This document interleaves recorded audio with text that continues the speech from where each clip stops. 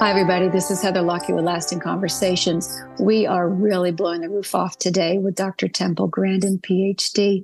Dr. Grandin is a pioneer and icon, a world-renowned expert in the fields of animal welfare and autism.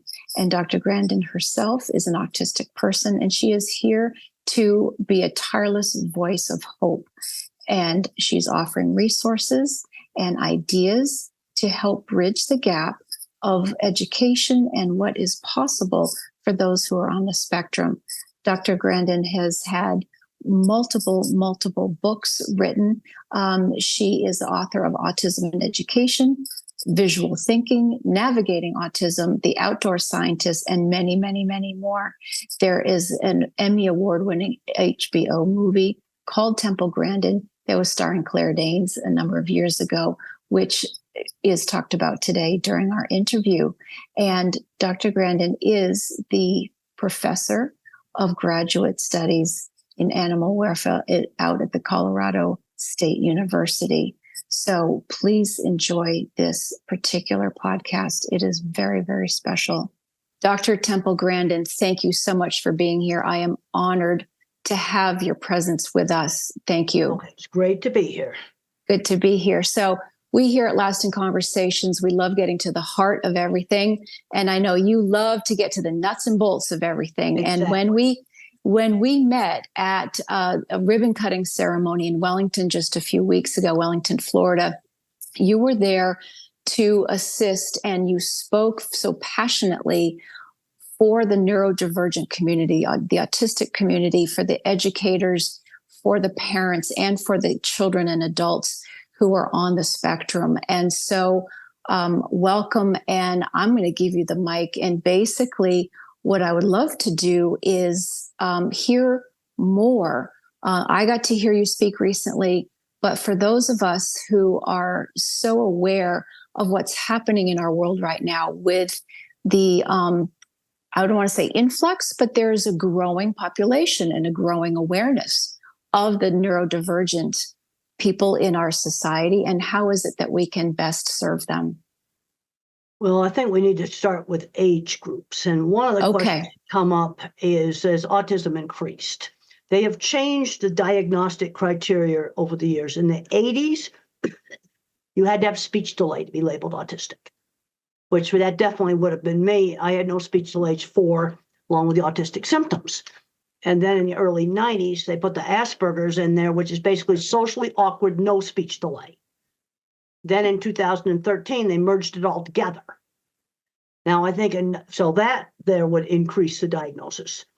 And you now have a very, very, very big spectrum going from Einstein, who would land in an autism class today because he had no speech delay 3, to somebody who can't dress themselves, but some of the non-speaking individuals can learn to type independently.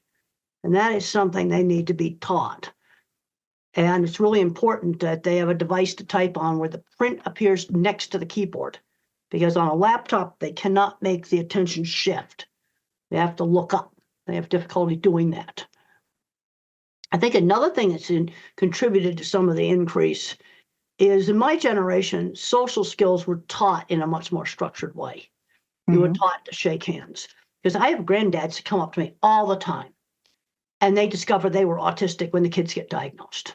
Just about every single conference, one of those will come up. I remember going to a conference in Houston, and I had granddad, retired NASA space scientists, come up to me, and they said that half the people in the mission control are probably on the spectrum.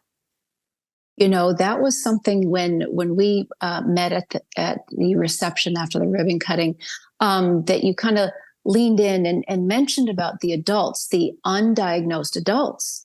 Yeah. And when actually were you formally diagnosed? And this would have been way back. You were born in 1947.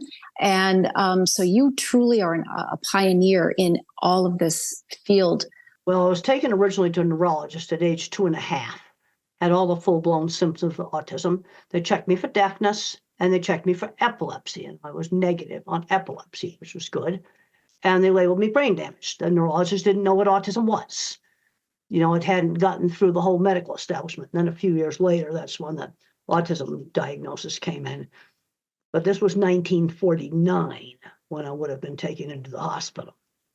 I got excellent early education, excellent, as good as anything they had today. 2 teachers in the basement of their house.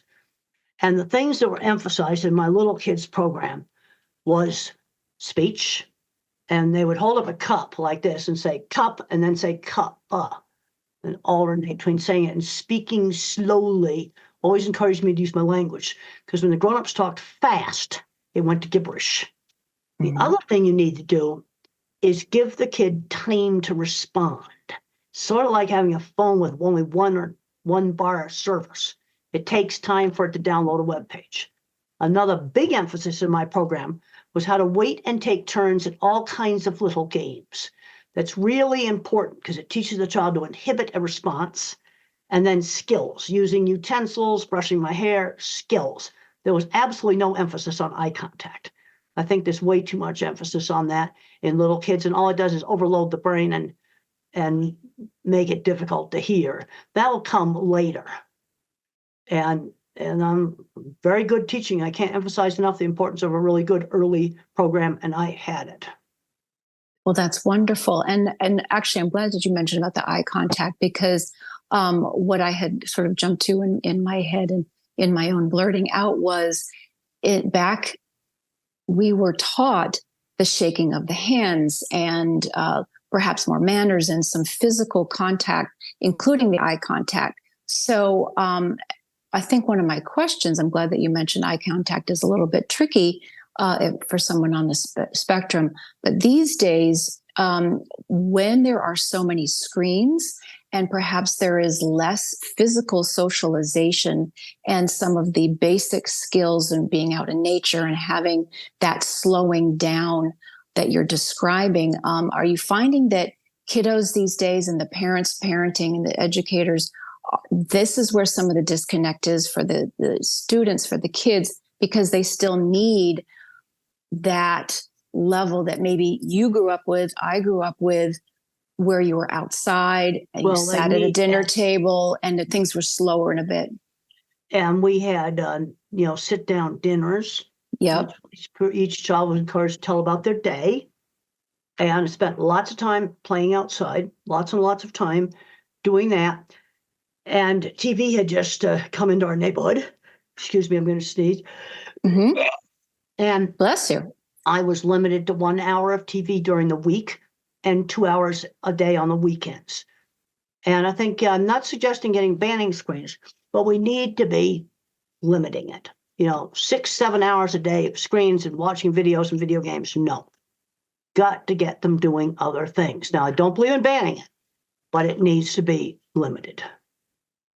Well, and I think that can go for everybody, that we just all need time to be engaged socially, one-on-one, and out in nature. This is why I did my kids' books, like Calling All Minds. Yes. The Outdoor Scientist, to get kids doing stuff, because I would spend hours tinkering with little parachutes and bird kites. And I'd tinker and I'd tinker and tinker, trying to figure out how to get them to work. Kids aren't doing those sort of things today. Well, and this is tinkering. Yes, and this is a great segue into what you were saying during the school opening, is tapping into what each student's gifts are, in terms of if they are good with their hands, or what kind of thinking, if they're visual, are they mechanical, and then finding the books that you were talking about is what makes it fun and what will let them thrive and find jobs and careers and take off. Well, that's what I talk about in my book, Visual Thinking. Visual thinking. Mm-hmm. Visual thinking, hidden gifts of people who think in pictures, patterns, and abstractions. Now, this may not show up in 3-year-olds. My ability in art showed up more 5, 6, 7 years old, and my mother always encouraged my ability in art. And I would just draw the same horse head over and over again, and she'd get me drawing other things. Another kid, it may be music. I was exposed to musical instruments. I couldn't figure out how to play them. Another kid's going to take off with that. Mathematics later on, algebra, I couldn't do algebra. But another kid's going to take off with algebra, because autistics can kind of come in different types. You can get object visualizer. We're going to be really good at art, building things and mechanical things, photography, and animals. Then you get your mathematics kid. They think in patterns. Music and math go together. They also like to build things. So an algebra book is incomprehensible to me, but to another little kid, it's going to be a door, because you've got to expose kids to things. And if you take a kid that's a mathematics kid and just show him baby math, he's just going to get bored. You've got to challenge him. And then another type of autistic is the one that likes all the facts. They're the history lovers. Love all the facts. Facts about famous movie stars or things like this. They'll get a subject like that. And the kinds of things they can be good at in jobs is what I call specialized retail. There's been some very good successes with selling new cars, auto parts, and they memorized every part number in the warehouse, selling specialized business insurance. These were all jobs where the people appreciated their specialized knowledge to help them find the correct product for them, not just shove the most expensive thing down their throat. Find the correct phone, the correct baseball glove, the right thing for that customer. Well, that's wonderful. And one of the things that I know that we have folks that are keen on reintroducing vocation and the vocational programs, because in many ways they've been taken out of our educational system. So are you finding that there are companies and industries eager to seek out folks on the spectrum because they actually need people in their companies to do the very jobs that you're talking about? Well, and some states are putting the shop classes back in. Texas has been doing a lot of that. The upper Midwest, where there's a lot of manufacturing, and putting them back in. Taking out the hands-on classes is one of the worst things that ever happened. We have a gigantic need for the real high-end skilled trades.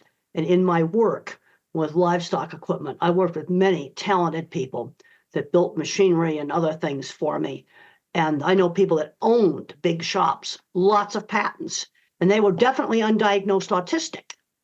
And a lot of the people I worked with have retired out, not getting replaced. They are not getting replaced. This is serious. And you probably heard about all the mess with Boeing right now. And that door panel fell off because they didn't put the bolts in right. Well, I'd rather have someone with autism assembling some of that stuff. And then some of the airlines found loose rudder bolts. Well, that's the thing you steer a plane with. I don't like reading loose rudder bolts in private equity. Private equity owned the factory. No, I want somebody who's going to install those bolts correctly. So those very important parts of the plane are going to work. And you're not going to have something like that door coming off. Are you finding that some of these companies are ready to hear you, hear that message? Well, what happened in my industry, I know the most about the meat industry. 20 years ago, one of the mistakes that got made was shutting down all the in-house engineering. And I discussed that in my visual thinking book. Now, 20 years right now, now they realize that maybe shutting those things down was a gigantic mistake, because the people that are around in the shops, they're retired out. How are you going to fix things? How are you going to build new things? There's some things we don't make in the United States, like the state-of-the-art electronic chip making machine. And it goes back to taking out shop classes, and that machine's being made in Holland, a very high-wage country. You see, I think what's happened is some of the mathematics people and more verbal people that run education, some of them don't realize that visual thinking exists. I did a book talk for visual thinking at a school, and the principal did not know what visual thinking was. But you see, visual thinking is a different type of problem solving. You just see how to fix something. You just see it. Where a mathematician sees patterns and calculates how to do something. There are two different types of thinking. But some autistic kids are going to be the visual thinker, and there'll be others that are the mathematicians. And we need to be building up on the thing that they're good at. Exactly. And when you were there at the school, you had said, taking the tour, and these are for young ones, you said, there's a 5-year-old here that needs a high school book, a high school math book. So that goes right back to being keenly aware what individually somebody might need instead of cookie cutter. No, this is the problem, you see. And then you get kids of different skill levels. I mean, that, as I said, an algebra book's a doorstop for me, but that same algebra book given to the mathematics autistic kids a door to opportunity.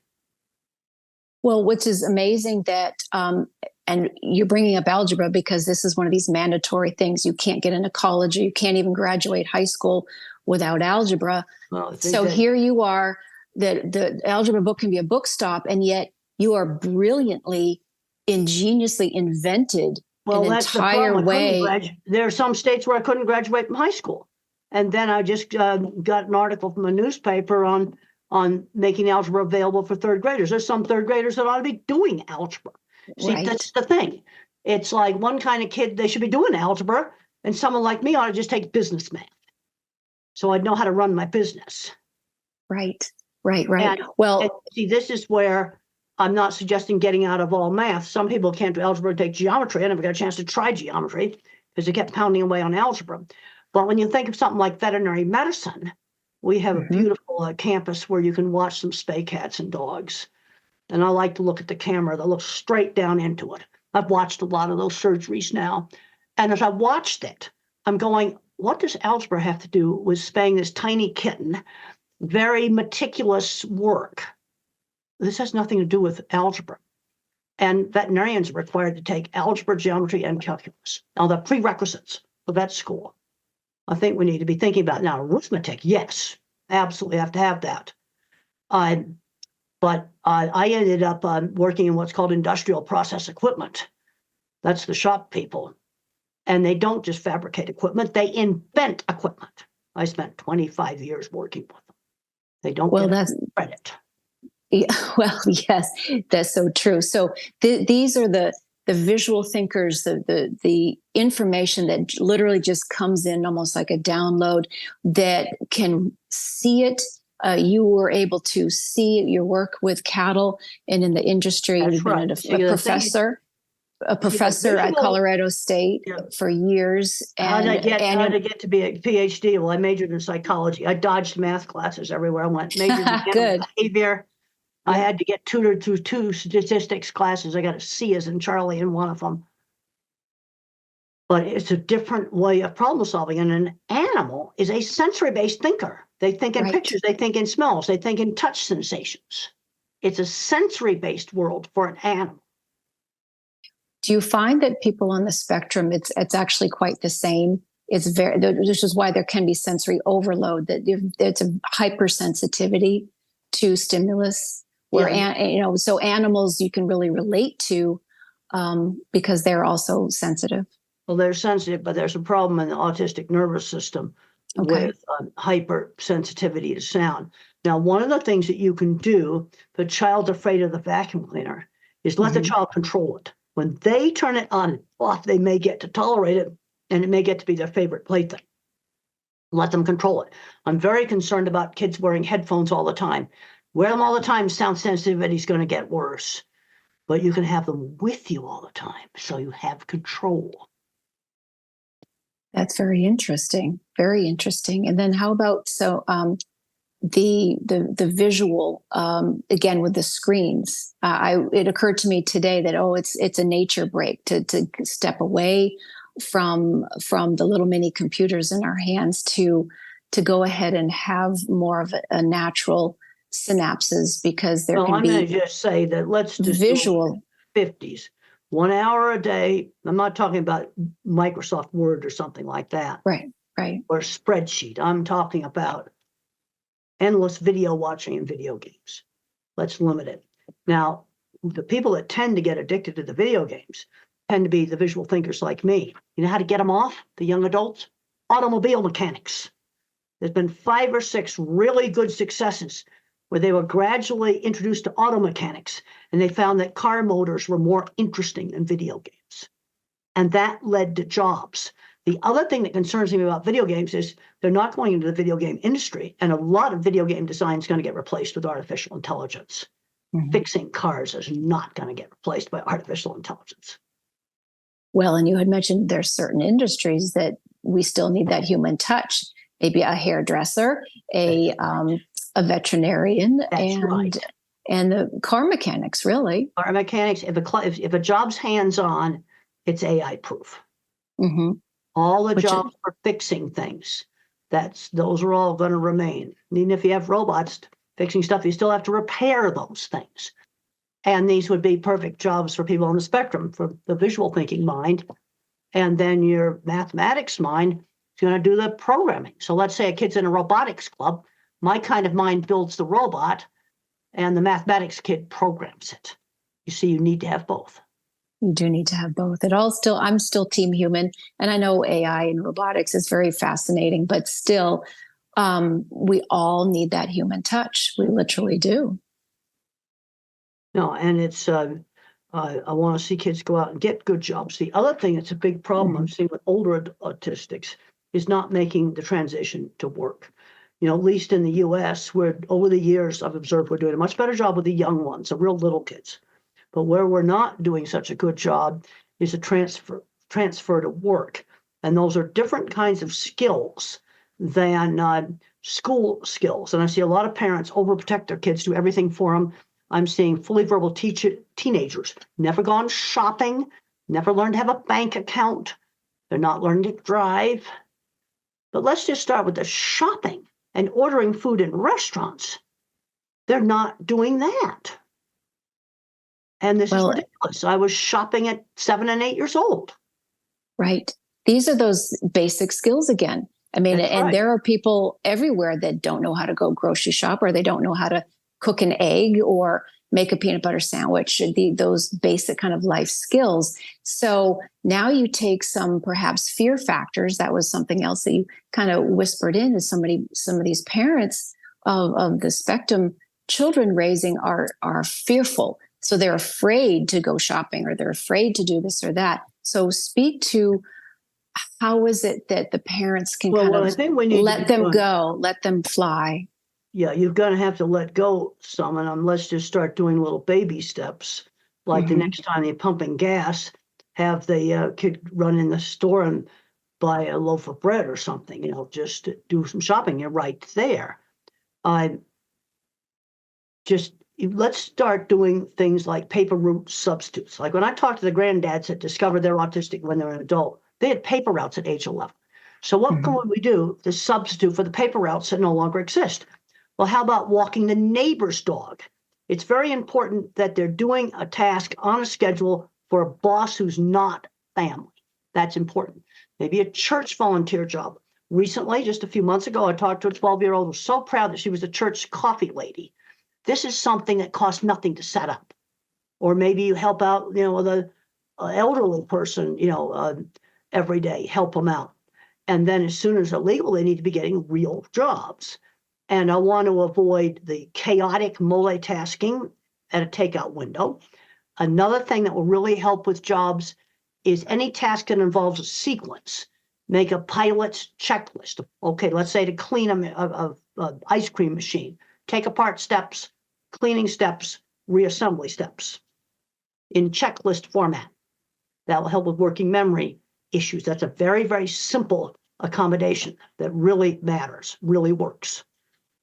Well, that's great. And so talk to us more about perhaps the undiagnosed adults, or the if there are lack of services, or what perhaps we might need to be educated in, what kind of services there could be for the adults. Undiagnosed adults, for a lot of them, when they get a diagnosis, it's almost a relief, because it explains problems with the relationships. Now I have a book called Different, Not Less, where 18 adults diagnosed later in life all have decent jobs and got diagnosed, and with relationships, that's where it helped. It was almost a relief, because it explained why they had relationship issues.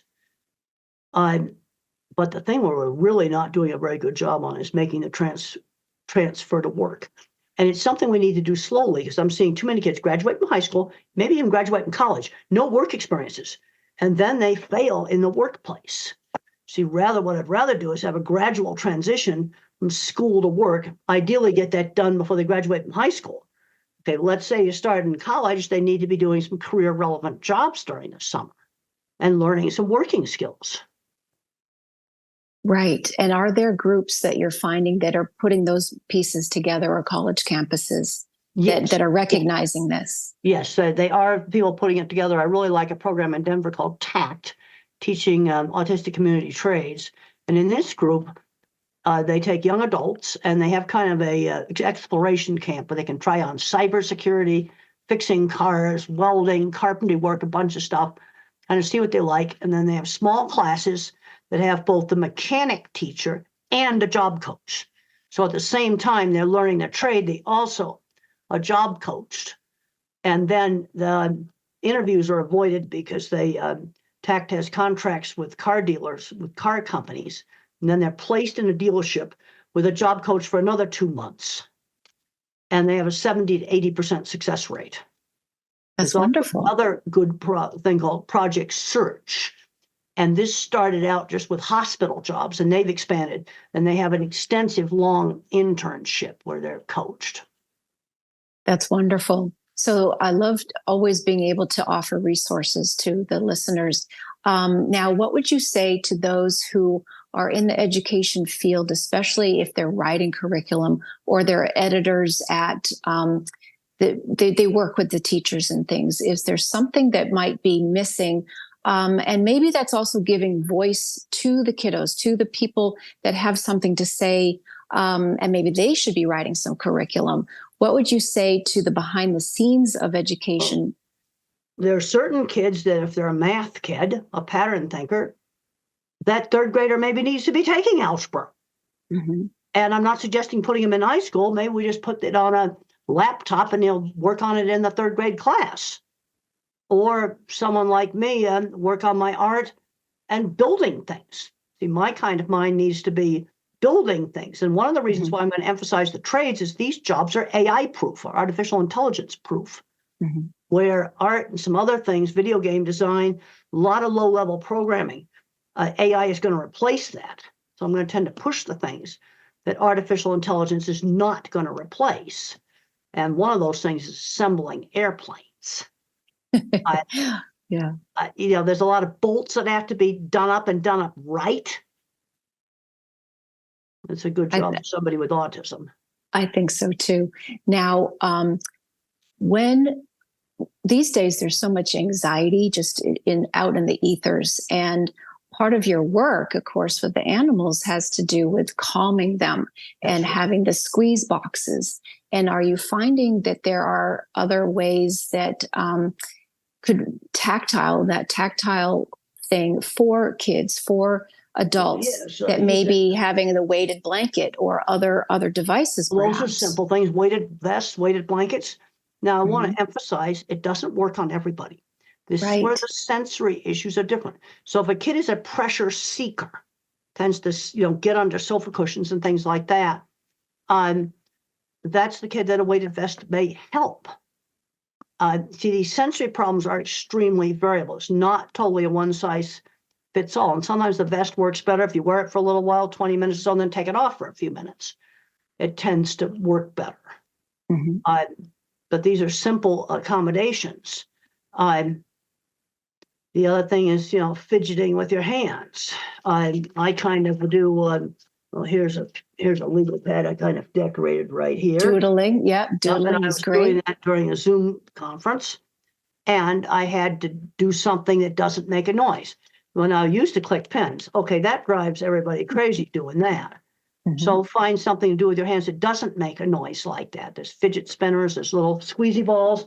Well, I have a cow in a suit here.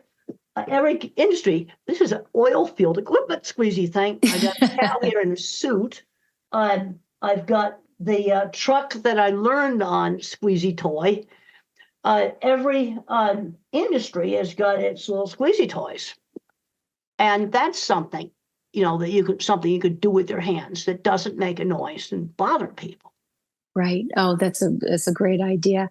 And now, one of the things that was brought up, I think, at the school, the nonverbal. And let's talk about nonverbal communication and perhaps some tools that you might have and suggestions for family members and educators, the neighbor down the street, if they see someone that it feels like they're in distress or they're letting out noise. Let's talk about. Well, on somebody who doesn't speak, you got to give them a way to communicate. Right. I can remember the frustration of not being able to express my needs. I thought to myself, I'm going to scream now because I don't have any other way of telling my mother I'd hate this hat and I don't want to wear it. Mm-hmm. And so you could use sign language. You can use various communication devices. And then there's some non-speaking individuals who can actually learn to type on a computer, but you've got to use a tablet. So the print appears next to the keyboard. No attention shift. Laptops don't work very well because you have to look up. You have to look up from the keyboard.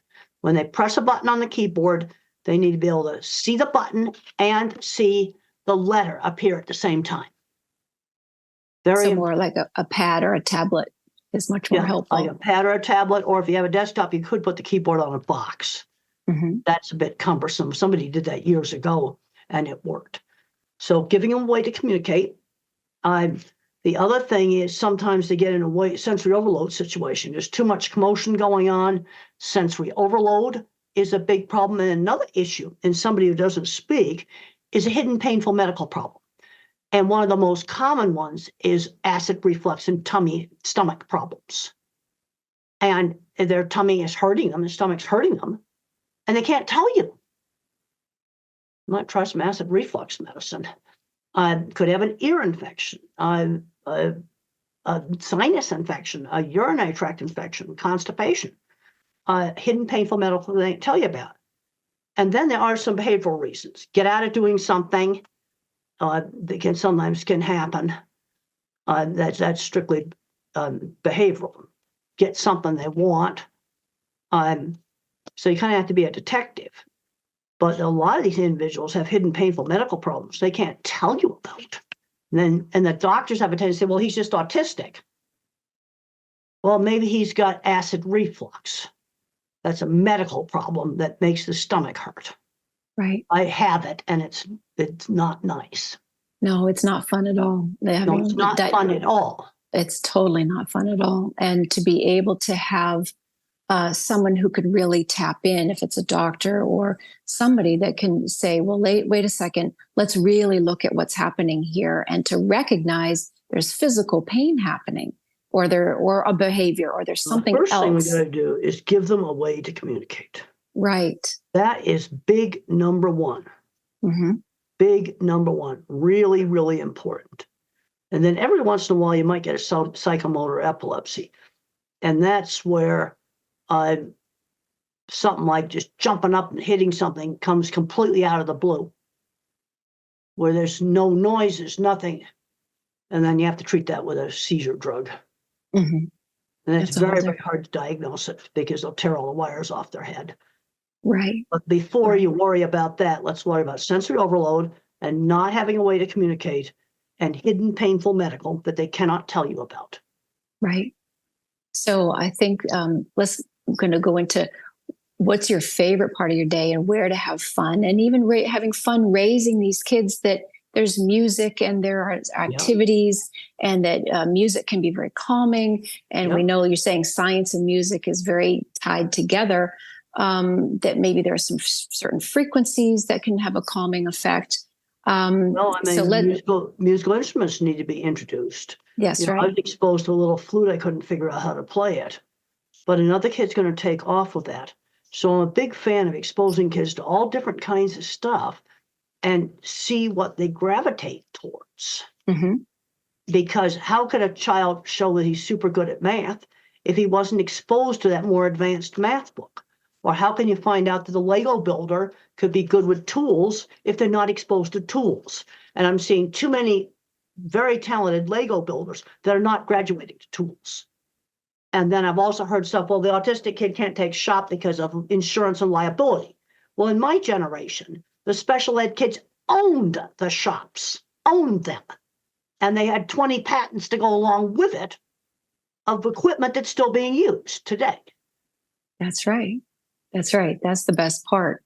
And so that kind of going back to the music, or to play, just to play and be exposed and to have fun, which is all about experimenting. what is someone gravitate to? Is it dance? Is it movement? Is it visual? Is it color? Well, there's some kids that are kinesthetic, and they like to dance and do stuff like that. Right. I'm a big proponent of getting exposed to lots of different things.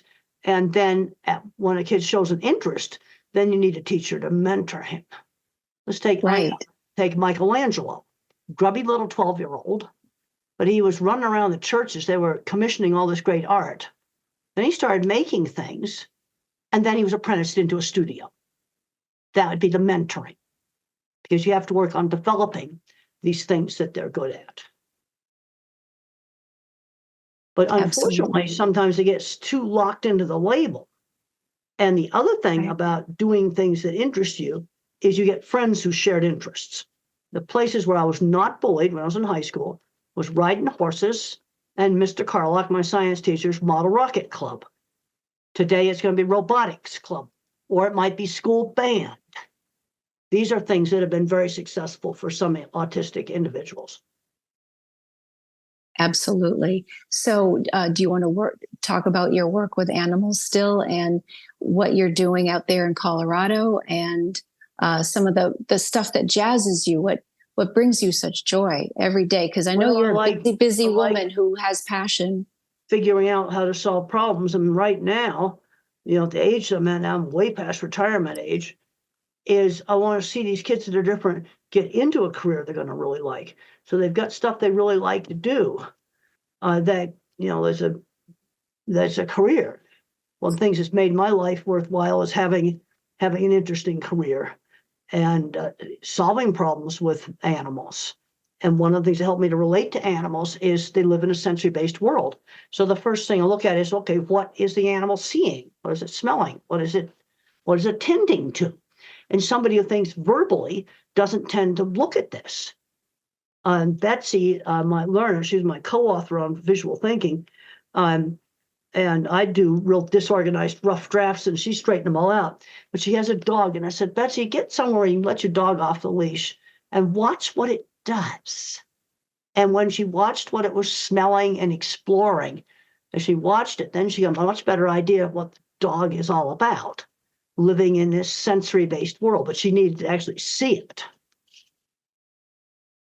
And allow that. I love that you just said, let it off its leash. We can say that about all of us, really, in our kids. We need to allow them space to breathe and to observe keenly what they're doing in their own sensory world. What I'm saying is too many parents, when I suggest, like, maybe have the kid run in the shop buy something when they're right there, I've had them say they just can't let go. Mm-hmm. Talk about little baby steps. I had a 12-year-old come up to me at the airport who had never shopped, and we were sitting in the gate, and there was a shop right across the hall. I gave her a $5 bill. I said, go in that store and buy something. And we were right there. We could see it. And she went in and bought a drink and gave me back the change. First time she'd shopped by herself. These are amazingly simple, but so very, very important. It was simple. And you're not sending her across town. We were sending her across the hallway. It was 50 feet away, and you could see the front of the store. Mm-hmm. Mm-hmm. So what is the fun part of your day? What is it that just lights you up? Well, I really like reading science magazines. So I like to have a leisurely breakfast with the science and the nature. Get into some deep reading. I like doing that. I read a lot of stuff on planes. Well, because you're traveling, your schedule is prolific. And so that must jazz you. Your energy just must come from within, because you have this mission almost. You've been a pioneer. And are you seeing now, you're 76 years old. Many people think of retirement, but you're going. And you're going strong. With myself. Right. Exactly. So are we going to Mars? Do you work with folks and talk to folks with NASA and the space programs? Where do you see, again, with the jobs and the careers, we could be working off planet. You never know what these kids are going to be doing for us. We've got to expose them to lots of different things. Mm-hmm. And I was very interested in the space program. I wanted to go into that, but I couldn't do the higher math. And so I got into animal behavior. But the other thing I got into was called industrial process equipment. It's basically the shop people that invent all kinds of equipment. Industrial process equipment, that's what I did. And there's no barrier of entry. There's no academic barrier of entry into this field. And they're basically the people that invent industrial equipment and repair it. And now they're building all these automatic warehouses. Somebody's going to have to fix all that stuff that's in there.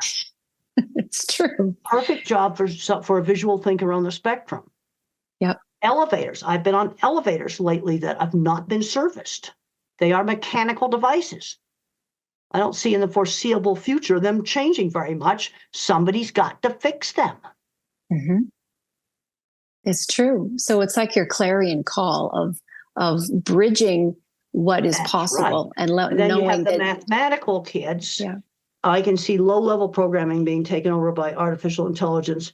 But right now, AI is doing fantastic things on pharmaceutical discovery, like discovering new drugs and discovering new compounds. It's just doing amazing things. But you have to have some very brilliant people to direct it. See, that's where chemistry is going. I just can't believe some of the stuff I'm reading that AI can do. But it needs to have direction.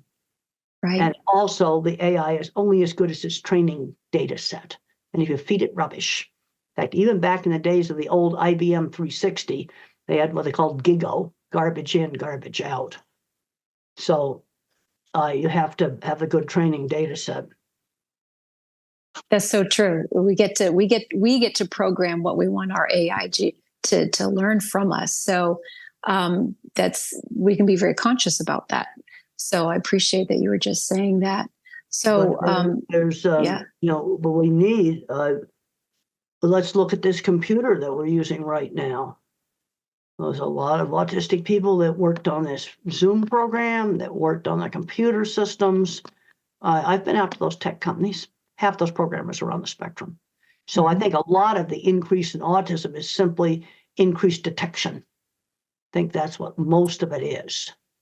So it's been a higher awareness. Higher awareness, because you have the little kid that has no speech. Okay, those are diagnosed early, hopefully.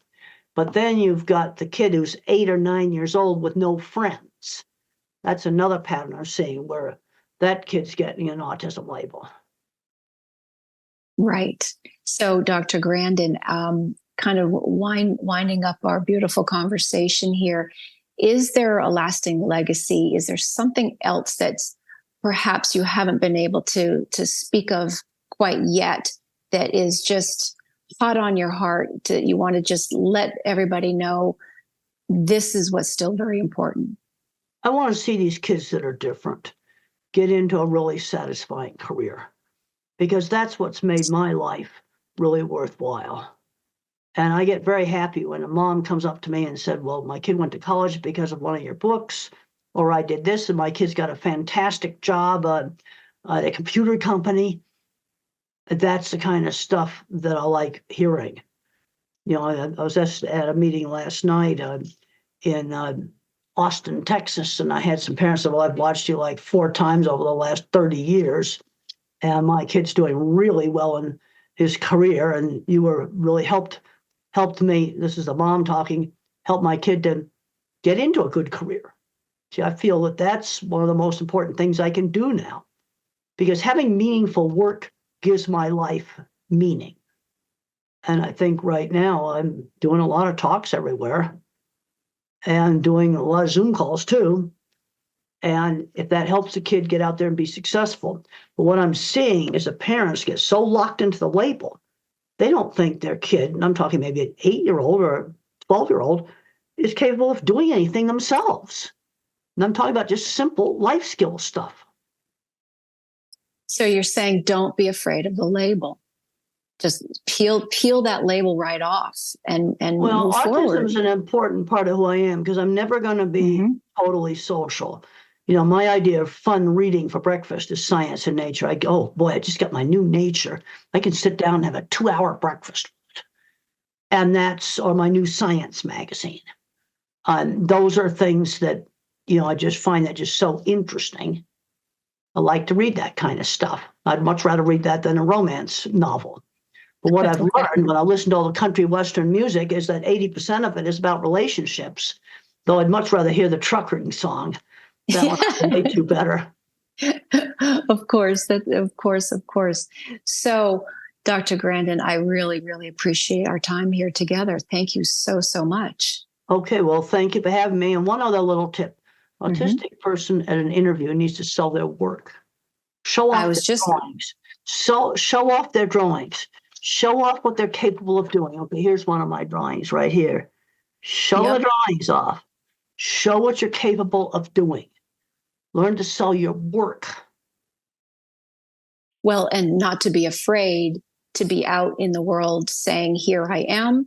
Here's what I'm capable of. I have one of your books right here that I just love. Oh, yeah, that's the Calling All Minds. Calling All Minds, about inventions and creativity and the fun things that people have invented. And, you know, that every one of us has that ability. And folks on the spectrum, there is no limit to what's available. Get them out doing things. Because the other thing I tell business people, the first thing you have to do is realize that different minds think differently. And we need these skills. We need the skills of people on the spectrum. This technology that we're talking on right now would not exist without some autistic brains working on it. Absolutely. So speaking of showing off your work, do you want people to find a website, or is there a new project or book that you would like to talk about? Well, the other thing is seeing doors to opportunity.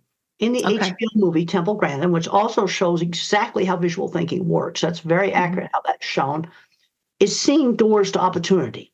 There's a scene in there where I go up to the editor of the Arizona Farmer Ranchman magazine, and I get his card. Because I knew if I wrote for our state farm magazine, that would help my career. I saw that door to opportunity. And those kind of doors to opportunity are everywhere. And people are just not seeing them. You never know where you're going to find the person that could open the door. And then you have to have the guts to get the card and then produce a decent article for them. And that led into me becoming livestock editor for that magazine. That really helped my career a whole lot. That's I love what you just said. Just find a door, and maybe you don't even know the door is there, but there's a window of opportunity, and take it, grab it, and see what happens. You see, he just happened to be at this cattle event. Right. I don't even know why he was there. It wasn't the kind of cattle event that was even important. But he was there, and I grabbed on the opportunity. Right. You see, and a lot of people, they're too scared to go up and get the card. I did, and I think this goes back to social skills training I had as a child. In my neighborhood, all the 7 and 8-year-olds, when the parents had a party, had to put on their good clothes and be little hosts and hostesses, greet the guests, serve the snacks, take their coats. Also, I sold candy for charity. You had to go knock on the doors and talk to people. I think that helped me have the guts to go up and get the card. And again, these are simple things to do that even the lowest income families can do those two things. Everybody has parties. Put the kids to work. Right. No, absolutely. And know that that's okay and vital and important to do so. Yeah. Absolutely. So, I guess I'll go ahead and ask, did you grow up in Massachusetts, or that you were born there and then moved to the country west, to the western area? I grew up in Massachusetts, and I didn't get exposed to livestock until I was a teenager. Okay. And so these kids that came from a non-ag background. But I've also seen individuals go into a skilled trade they were autistic, came out of a low-income background, they took shop class in school, and were very successful in their careers. Yeah. It's good stuff. Well, as a fellow New Englander, because I grew up in Massachusetts as well, I like the kindred spirit, and also Arizona. That's where my family would go to really get good old desert country and ride horses and have that fun. And come out of the East Coast. So these are some great opportunities. And I think that's really the nugget of what your work is about, what my show Lasting Conversations is about, is offering resources, opportunity, knowing that we all have each other's backs, if we don't know something, here are some people who do. And this show, this interview that you were very gracious with your time, has offered so much to so many people that they can take this information and help who they're meant to help. Okay, well, thank you so much. Thank you for having me. Thanks again. Take care, everybody. I will. I'm going to sign off, and thank you for having me.